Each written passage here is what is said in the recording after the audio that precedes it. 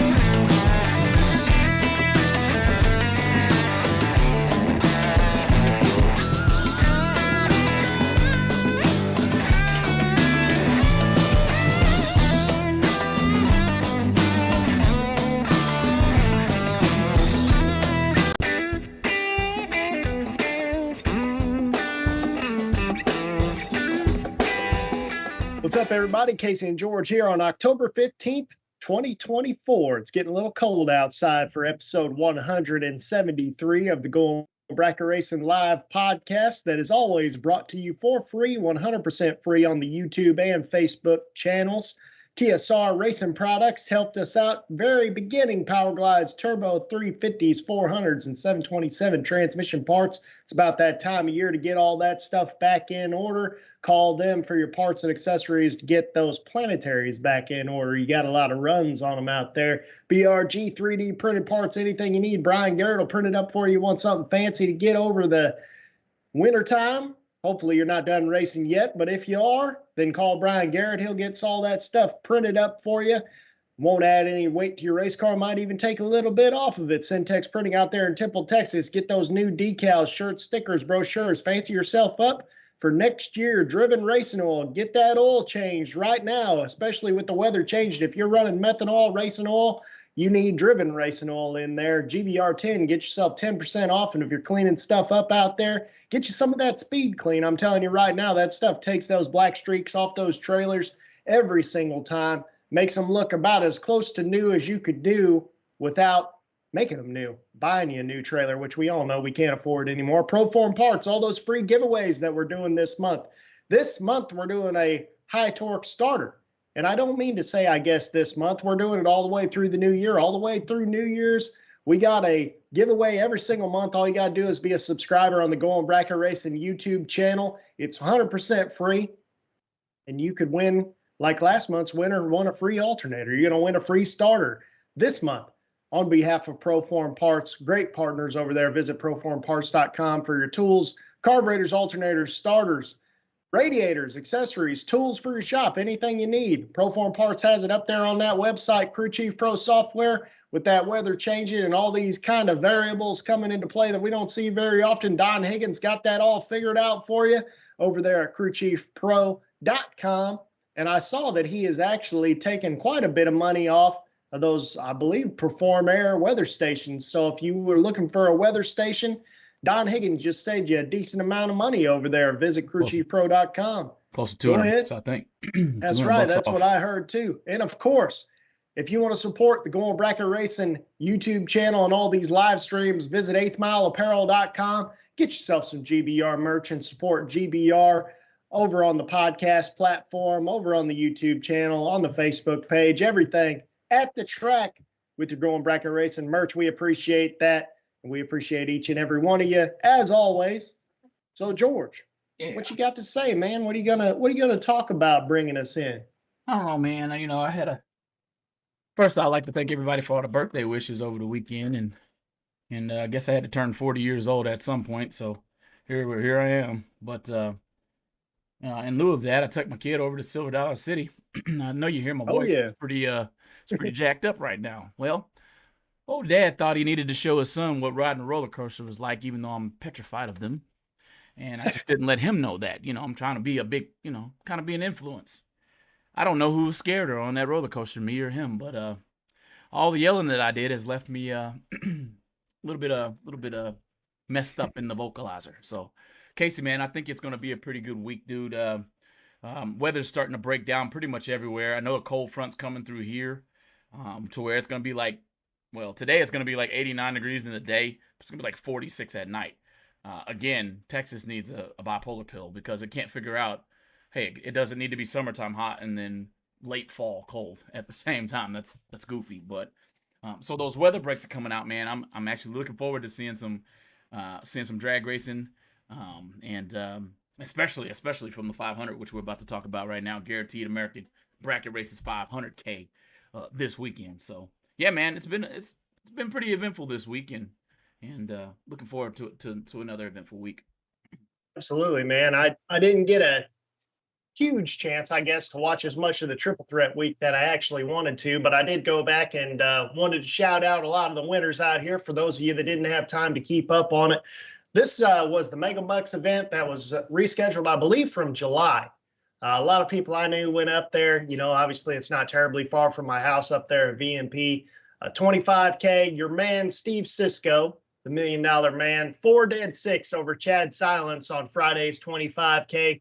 John Corbin in that Firebird that I think there should be a lot more of, first generation Firebirds out there, takes out Jeff Serra in the final. But I wanted to give a little side note. John Corbin's 7th round of the Friday 25K, so the day prior to this, John Corbin was 10 dead 0 for the loss in 7th round over, or I guess Kyle Cotrera over John Corbin. So had that not happened, who knows what we might have been talking about a double up the way he was driving. But obviously it makes sense that he would win one of them. Rick Hussaway over John Taylor, who I believe is a relation to the Spring Fling Dominator in 2024, Jeff Taylor, because I saw Jeff, I think, in the I guess the runner-up circle picture, if you want to call it that, 16 total to 18 total in the final for that last 25K. And Rick Hussaway takes your overall Triple Threat Series 2024 championship home with the win. So, yeah, man, lots of excitement out there at VMP this time of year. Everything's kind of cooling down as far as the weather goes, but I mean the racing is heating up. We got another $500,000 race this weekend in Montgomery, Alabama, from the Great American Bracket Racing Boys that's capped at 385 cars. Let's get into this first. Last year, you're going to last year, aren't you? No, actually, what I'm getting ready to go to is I wanted to talk about something we were talking about literally right before we clicked go on this live stream, which was this progressive purse. Oh, yeah. And that's fine. But what I want to know is how many cars are in this? Because I think they shut down. They don't take gate entries for this race. I wish that we had a number released because we know an official number if it's a scenario that you have to, be entered in this race and then we close off entries to it. So maybe after, Britt Cummins has been on this show a lot. Galen Rawson been on this show a lot. Maybe they'll be watching the show if they're not too busy out there at the track, which that's understandable. If they are, they'll go back and listen to it a little while later. But I'd like to see a number released for the number of entries in the big race because that's what we're all watching for. Obviously, that determines the payout. Casey, let me know if you remember the answer to this question because I don't. But did they take the cap off of their small races this year and allow as many people to get in those as possible? I'm not sure about that. I will look through the flyer over here, but I do know that the big race is capped at 385 cars is what it's capped at, and that will pay $500,000. 384 cars pays $495,000. So those last, it looks to me like at 372. So, normally we have like 10 or 15 racers takes to get to the next tier. At 372, every single racer, it looks like it's adding a substantial amount of money, like $10,000, $15,000 each person that enters. So, I mean, honestly, I really just can't imagine it not being sold out with 385 cars. And obviously you can double it if you so choose to. There's a lot of people who won a lot of money in these last couple months. Yeah, $2,000 And entry too, Casey. I think you're right about that, man. I don't see why this wouldn't be completely sold out at that entry point. Little newer. I think this is a newer time, or maybe even the first time they've done a progressive purse at this particular race. You can correct me if I'm wrong there, but at $2,000, man, I don't see this not being completely sold out. Where they're gonna, it's almost guaranteed 500K is gonna get paid out. no, absolutely. I mean, and especially with it, this could be a scenario where a lot of these guys could show up and say, okay, if I do good here, I'll keep racing the rest of the year. If I don't do good, it's basically the end of the year. I would be fine with this being my last race of the year. And with having triple 40s surrounding this $500,000 race, I don't really see a downside in that. I think that, you know, a lot of people always worried about, well, it's the last one, you know, and it's always worrisome to be the last one. Because you had the OG million, which obviously everyone's going to go to the OG million no matter what happens. They're going to skip other races to go to the OG million if that's what your overall goal is. And then obviously we had the Spring Fling 500K, which was sold out a long time ago. It was sold out in like 3 or 4 minutes. And then we have this one. Being last at times is a problem. In other scenarios, it could actually be a benefit because a lot of those people who are winning money and are on a heater right now, you know, we just had triple threat also. So it's not just about the $500,000 races. We had triple threat mega bucks, which normally would have been ran in July, has now been rescheduled to just this past weekend. So a lot of people went there. A lot of people won a lot of money there. A lot of people might be rolling down to Alabama right now. Right. And we talked about this a little bit, Casey, because seemingly we would think that the majority of the people who went to Montgomery for that particular race, and they would be on the bandwagon to head on out to Alabama as well. I see Jacqueline still says Chris Sullivan's on his way out there, so we'll probably see I can't call his name right now, but it's his hired gun. We'll probably see him out there too. Cooper Chun. Probably see him out there too. I mean, he staged up and really showed it behind at the OG Million, so I guess I wouldn't be shocked if he showed up out there. So definitely, man, pretty cool. Speaking of Chris Sullivan, I saw again he's trying to sell that TNT car that seems to keep making him money. He won a new dragster with it earlier this year at Gateway, and then he sold that car, and then he let Cooper come and fly in and get in that car, and then the TNT car ended up winning a 20 grander or 25 grander, whatever it was, the warm-up race at the OG. And now Chris is probably taking it down there, and it'll probably win money again. And I'm telling you right now, Chris, don't sell that car, man. I don't know what else it can do for you to try to stick around. Already. Page back. Just put it in the corner, man. Over in the corner. Save it for one of your kids if you got kids coming up into the racing, you know. So, Casey, I'm with you, man.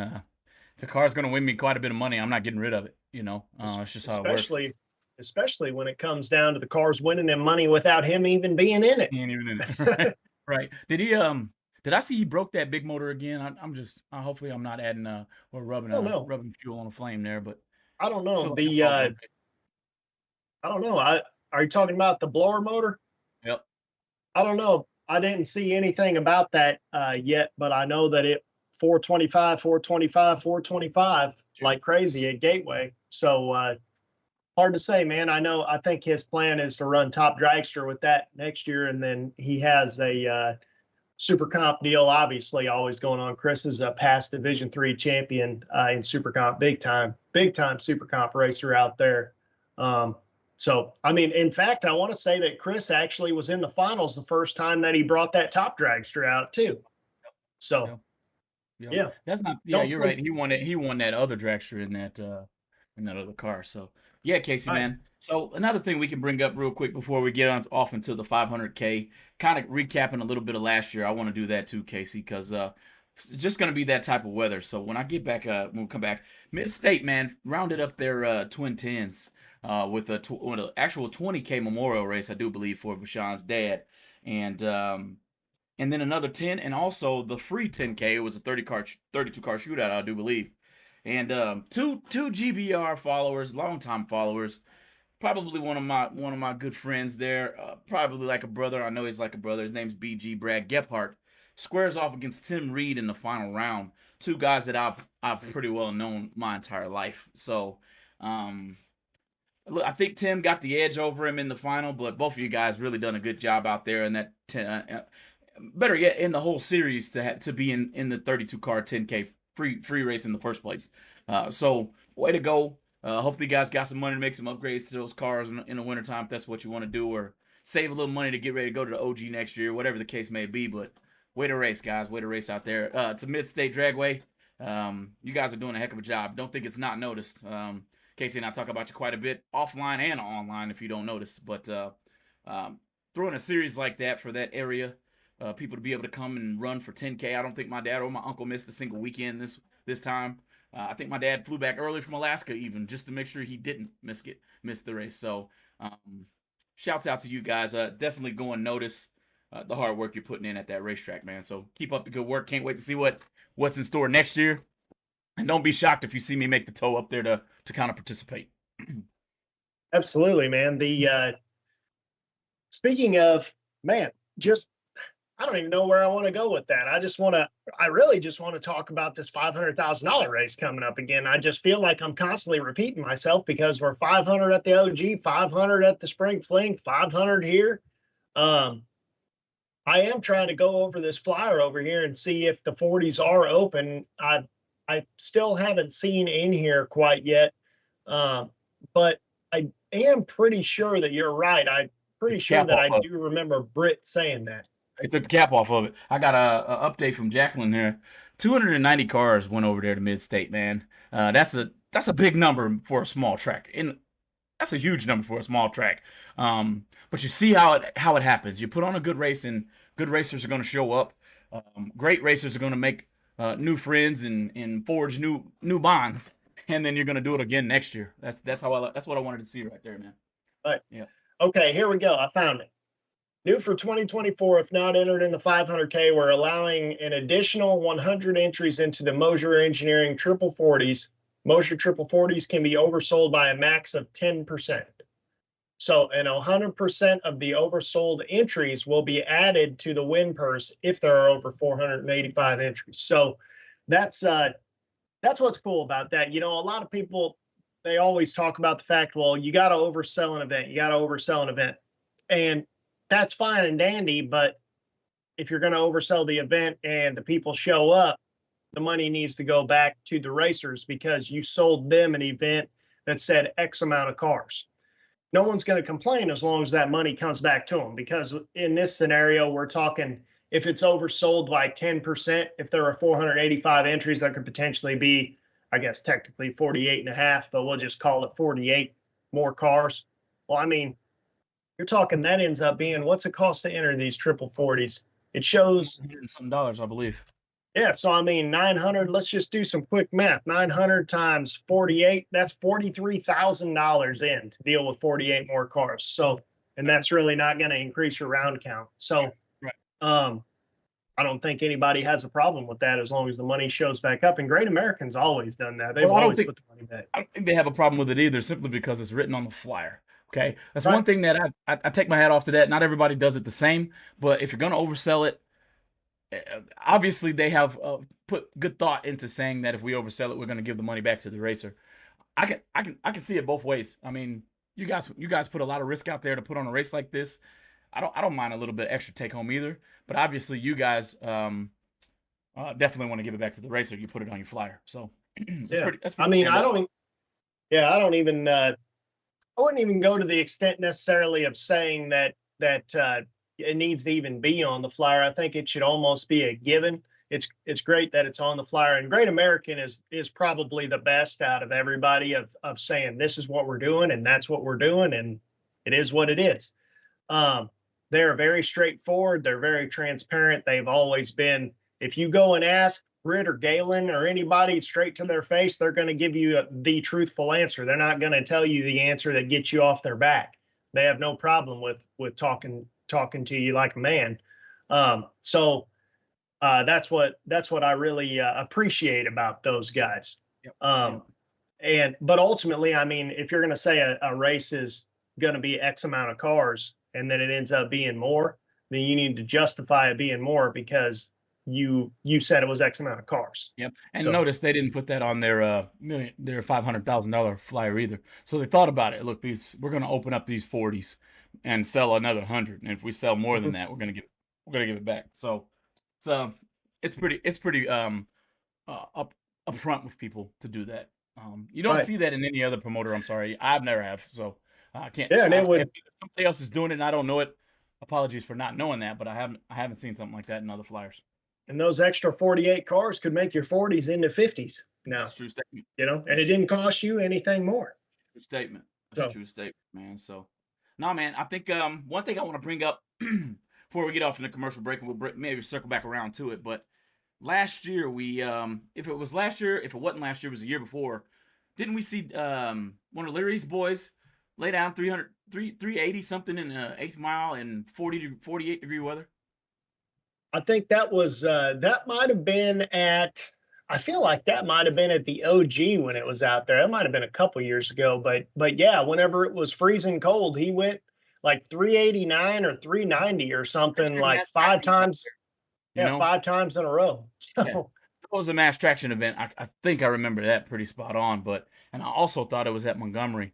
But don't quote me. I don't know. But obviously, I don't know if mass traction is doing this one. I'll look at the flyer doing commercial break and find out. But obviously, even if it's cold, which it's probably got a good chance to be with these cold fronts that they're said to be coming through this week, obviously there's going to be a racing surface out there. So I'm looking forward to that, Casey. yeah, absolutely. And I think Montgomery was actually the one that was given a telemarketer, one probably wanting to know something about voting in Illinois whenever I hadn't lived there forever. Anyways, what was I going to say? Oh yeah.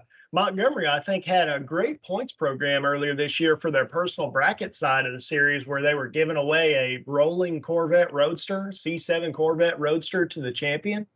And I want to say, like you were saying, I think they just got done doing a ton of updates and this isn't. Yep. Go ahead. New ownership, I believe. Updates to the track.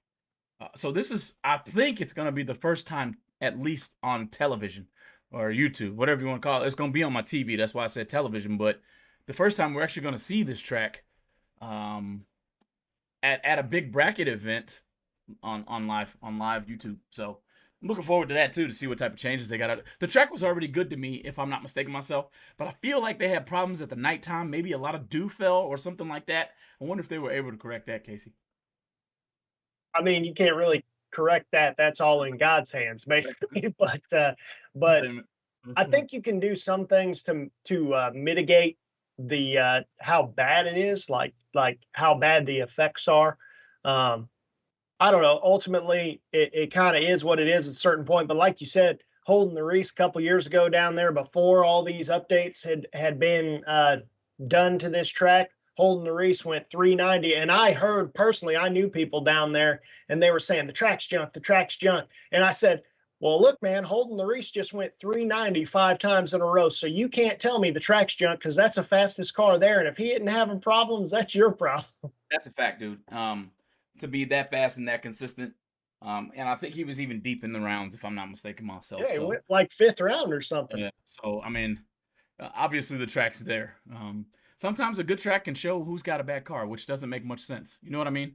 I think I remember it might have been at CP's race where Brendan Mass was putting down a track, and I mean, everybody was dead on. Everybody there was dead on, and then all of a sudden you see a couple cars spinning that you would expect to be quite a bit better than that. So, I see something here from Thurman Warren I want to bring up here. He's talking to don't forget the S2S at Elk Creek foot brake 740 or slower this weekend.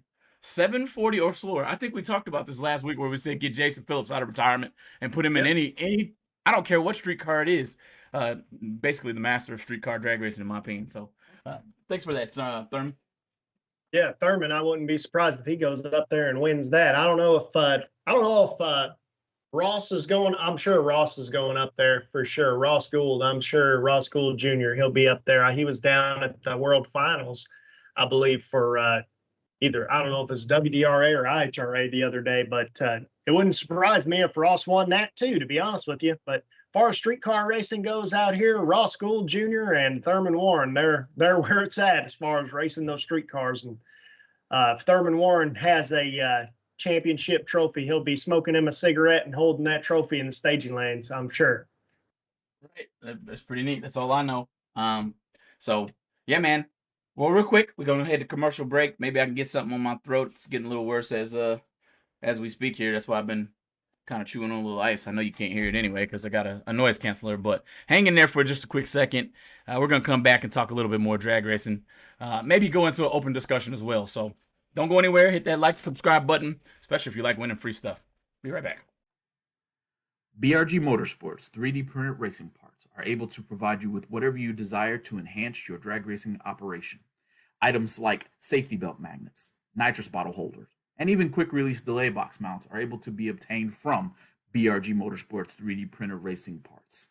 Have a look at top-selling items such as helmet hooks and steering wheel hooks, which are proven to make it easier to maneuver throughout your race car. You can contact BRG Motorsports 3D printed racing parts at telephone number 765-729-1177.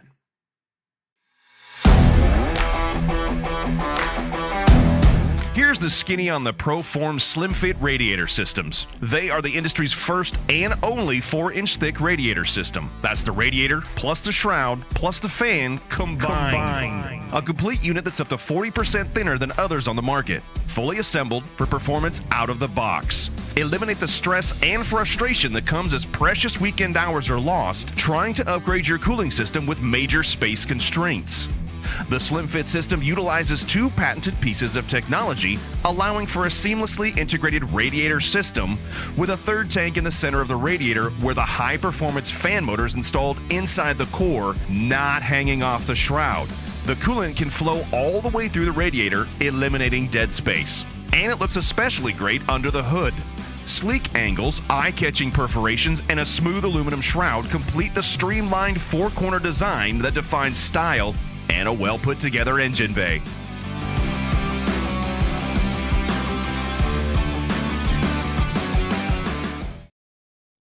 All right, welcome back. Going Bracket Racing. I believe it's episode 173, Casey, something like that.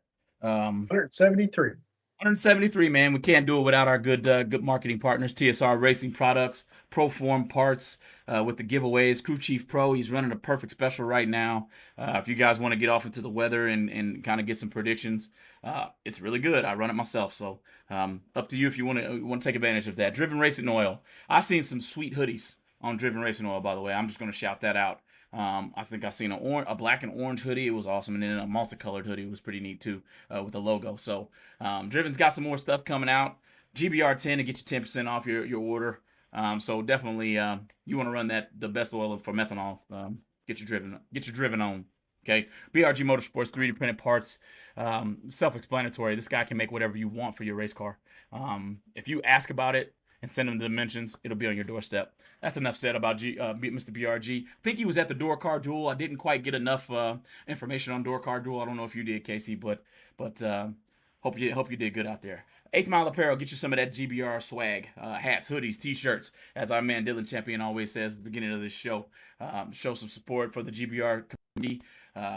Ask about the stickers. I was out. I think I almost have a little bit more left. I got some more people to send out to, but I think I got another sleeve I just located. So, Syntex Printing out there in Temple, Texas, takes care of our stickers that I'm going to be sending out. So, and those guys over at Your Ad Here, George and Casey, they do a great job marketing for the various bracket racing products. If you need any assistance in the marketing area, feel free to contact us up goingbracketracing@gmail.com. So, Casey, getting back into the show here today. It's really hard to even estimate who's going to be at the GABR race. Even though we know it's going to be a lot of people, it's just that time of year, Casey, where most unfortunately we tend to break some parts right around this time of year. What are your thoughts on that? Honestly, be the hardest part about being the last one. It's not necessarily the entry count per se. It'd be more or less the track cleanup, because at this time of year, the people who are attending this race, it goes one of two ways. A ultimately stuff's going to either be worn out because people are chasing it for the whole year with the same motor, or you're going to have the upper echelon of people that have 3 or 4 motors that they're not really going to have a lot to worry about. Because think about it like this. You have, not to totally reiterate what I just said, but if you were one of these racers, you have to either go into it knowing that you're basically going to be like a stock car racer and have 3 motors and swap them out before they break anything, or you're going to have to be the other guy that says, well, all I have is 1 race car, 1 motor, and I only have the money to enter them. So let's go. So if it were me, and only someone like me, I think, would be in this position to where I haven't got no mow out very many times this year. Not very much wear and tear on my stuff right now, thankfully. It ain't even close to time to even freshen my motor yet. So if you're in my position, you're probably not even entered into the grand, a 500K race in the first place, unless you're just crazy. I'm crazy enough. I just don't have the time to do it. You know what I mean? But yeah, dude, that I get exactly what you're saying. Us with, just the 1 motor. I've seen a lot of Facebook posts asking, hey, anybody coming towards Alabama, stop over here, grab this and bring it to me. Those are parts for something that is either broke or going to break very soon, and the people just know it. I even seen one guy asking if you were going there to bring back an Ezel chassis to Gainesville. So sounds like a lot of people starting to get off into that Ezel chassis car. Just on a side note there, it's a pretty slick thing in the first place, as we saw face-to-face at PRI that time, just last year. So ought to be interesting, man, this week, and hopefully we don't see any major oil downs at this event. You know what I mean, Casey? For the sake of the driver having to put so much money into their cars to get them back together, as well as for the sake of the event to keep it running smoothly.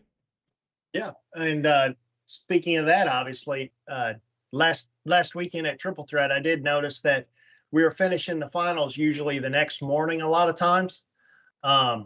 Which again makes, I don't know if he got the time run beforehand to finish it, but that makes Steve Sisko's 10 total in the finals that much more impressive to show up randomly on a Saturday morning, not having ran against Chad Silence and go up there and be 10 total on him.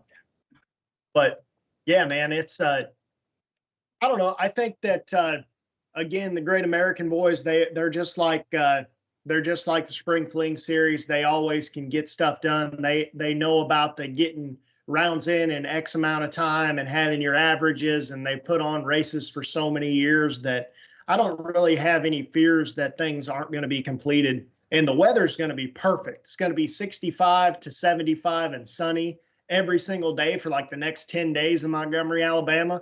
So anybody who's going down there is going to have the absolute best racing weather you can possibly have. Yes. Yeah, it's true. You might see a couple of PRs, personal records, personal bests, whatever you want to call them.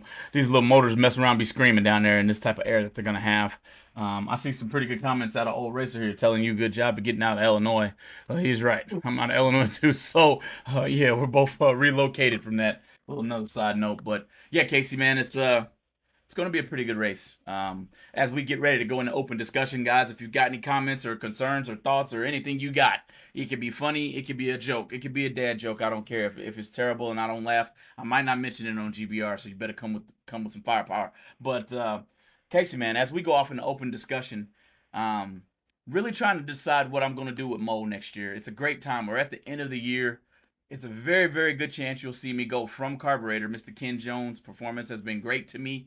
But I think I want to go to mechanical fuel injection simply because there are 2 masterminds in my family with the fuel injection, and I don't know anything about it. So if I'm ever going to soak up all that knowledge, as I mentioned before, I'm going to have to go to the mechanical fuel injection in order to get it.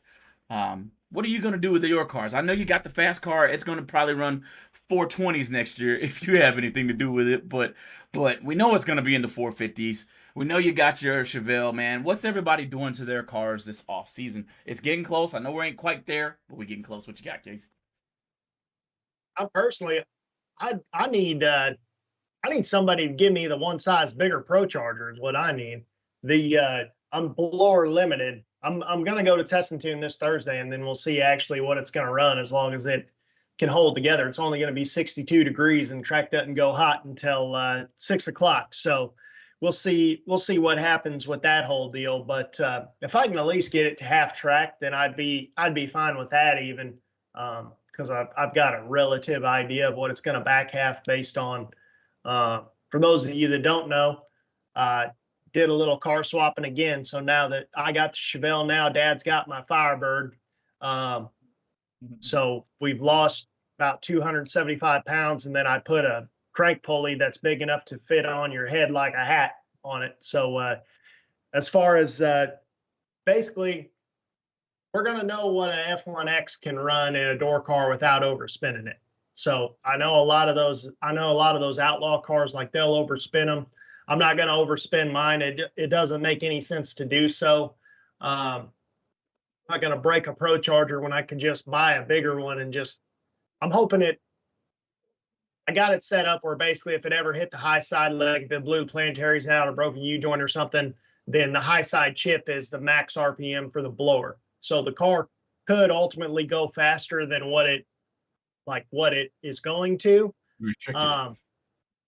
Yeah, I've got it back. I mean, I don't have it pulled back a whole bunch, but I got it back down about 5,000 RPM of what it could actually be spinning. So whatever it's going to run is essentially what it's going to run. I think that if I really lean on it to if I'm worried about not getting into the field or whatever, I think I could probably in a pinch pick it up 500s, but I wouldn't want to run it that way all the time. Yep. But what type of rubber did you got on the back, man? This Pro Mod size tire, it's 34.5. I mean, that car is a Pro Mod car. It just needs a couple extra things to be a Pro Mod. What brand though? My dad. Brand of tire? I was going to say the car is a Steve Beckmeyer race car. That's right. Right. What brand of tires you running though? Because I'm going to caveat with my next comment after that. They're Hoosiers on there. It's legitimately the tire that all the Pro Mod guys run. It probably, in my opinion, I mean, I'll see what it does after I do a burnout on them. The tires are pretty old. I'll probably get some new ones over the winter time, but it's the same, everybody gets on their tire comments and all that stuff, but ultimately, people say that a Big Bubba is really good for a top sportsman car, but the problem is they also say that a top sportsman car will just destroy them in like 50 runs max. And these Hoosier tires are the ones that literally every NHRA Pro Mod runs and most top sportsman car runs. So I kind of feel like I'll just follow the leader on that one. Makes sense. That makes sense. I got David Hearn here saying my Uncle Tony must have had a few problems in his race car. He offered him up the old blue Camaro and he turned him down. That's not like Uncle Tony. He might have been a little angry. He's been going through a little, I think that may be the second motor he's either spun a bearing or something gone wrong in here in the last couple of weeks. So maybe just a little, maybe time to just go sit down or watch or something of that nature. I don't know. But thanks for offering that. I'm pretty sure he thanked you pretty good there, Casey. But I asked the tire question because you're going to see Omo in some Goodyears next year. Trying to remember the tire brand that's been the Goodyear tire that has been making its way through bracket racing here just recently. I've seen a few cars down here at XRP, and I've seen a few trucks to say the least. I can't remember the girl's name, but she mentioned to me, she said the burnout you got to be pretty light on, but after that, these jokers are good. So we're going to put Mo on some Goodyears next year. Me and my dad have kind of been talking about that for quite a while now. That's what used to be underneath Mo in the first place. So see what happens with that. That's one change that I got coming up this next year too, man. Putting some new tires underneath it. Don't forget that Goodyear purchased Mickey Thompson. So it would not, if it was me, this is how I would do it if I was Goodyear. If I was a behemoth that Goodyear is, like the original racing tire. Obviously, we know that they own NASCAR, basically. Right. Hoosier hadn't been in NASCAR since like the 80s. So if I was Goodyear, what I would do is buy Mickey Thompson, because the Little Bubba and Big Bubba is by far the best dragster tire you can buy, period. A lot of people are all about the door car side as well.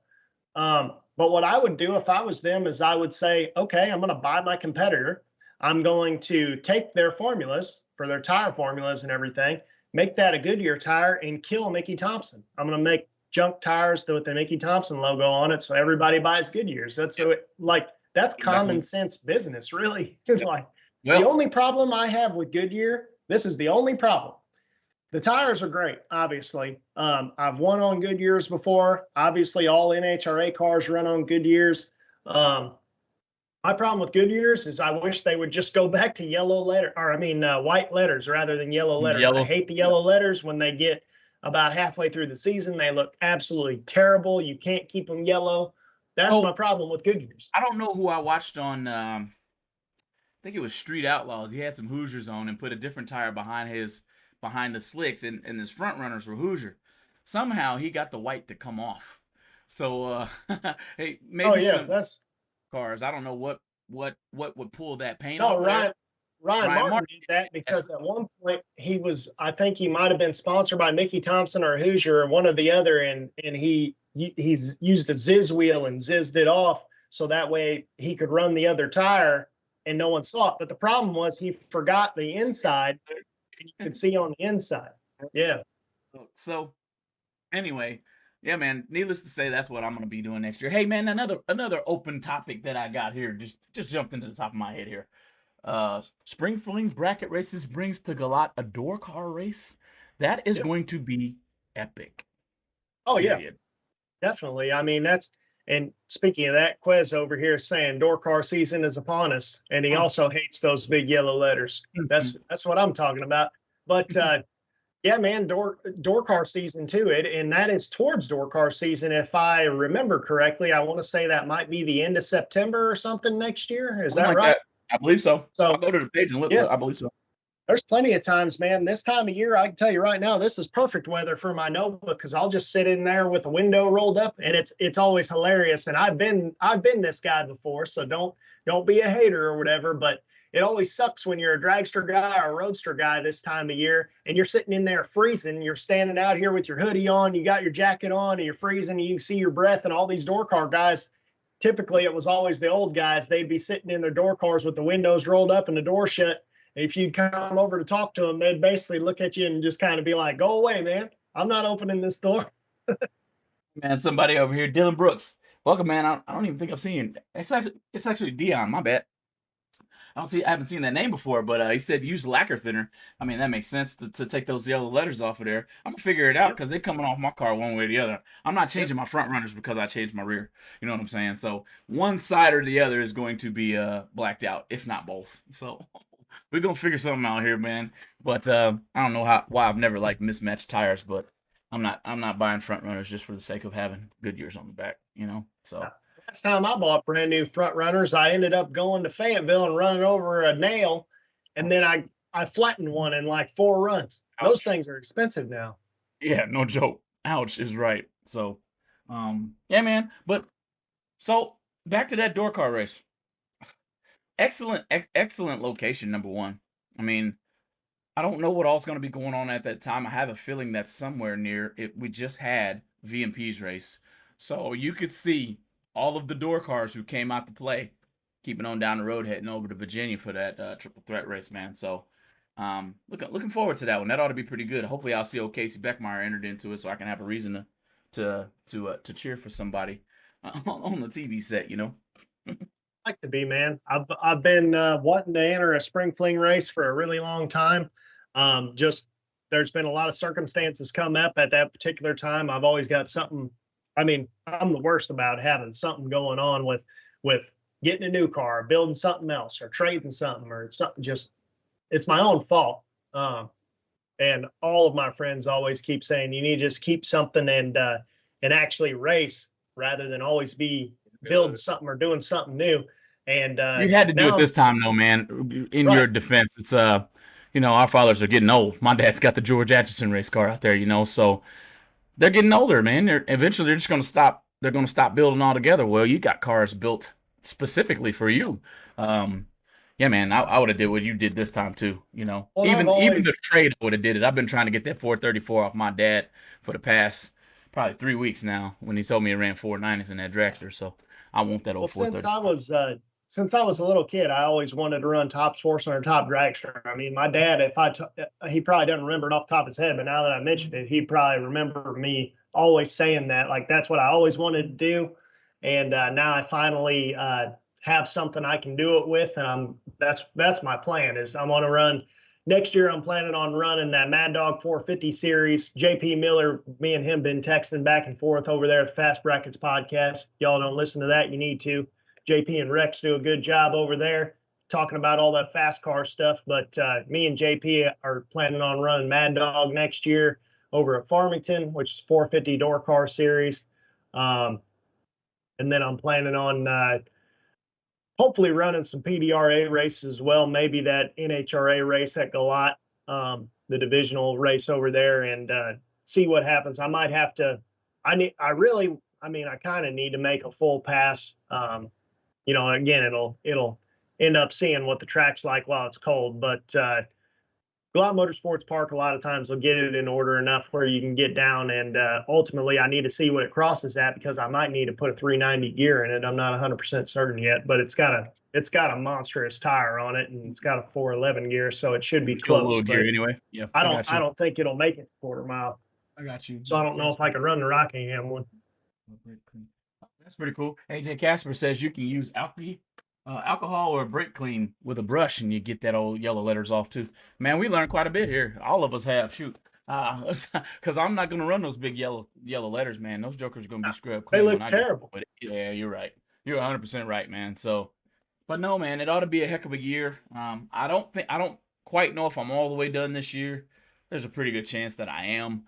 That way I can make a trip up to Illinois, drop my truck and trailer off, and get a little work done, man. We got quite a bit to do over the off season. So moving fuel tank, this, that, and third, and primer system, this, that, and another for a injected car. Everybody knows. And you know what?